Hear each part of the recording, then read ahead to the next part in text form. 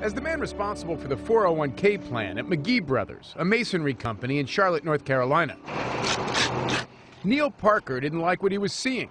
The returns to his employees didn't match up with the performance of the funds they invested in. Looked into it, and at first it was hard to find anything. He challenged the bank that was managing the 401k and discovered that administrative fees were eating into the returns to the company's plan by as much as 4 or 5%. 4% compounded could be easily be $400,000 or $500,000. It was very difficult to get a clear and concise answer as to what those fees were. Injecting transparency and simplicity into the process was the subject of today's congressional hearing. Representative Phil Rowe is like any investor. He's also a medical doctor.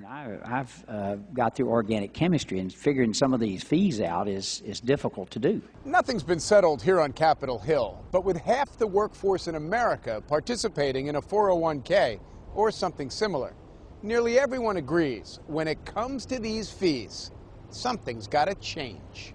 So the fees really pile up and literally destroy your ability to earn a fair return. Typically, financial services companies charge a variety of fees to manage 401k funds.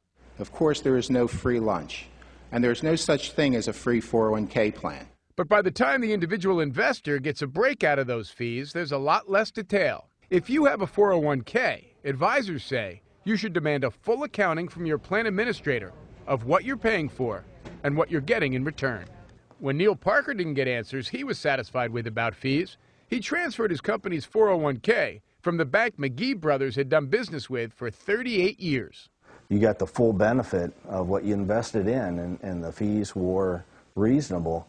You can expect to get, I've estimated, between 6 and 10 years additional retirement funds. That's right.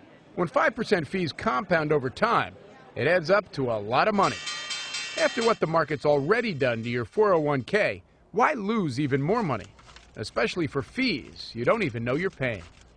Jim Axelrod, CBS News, Washington.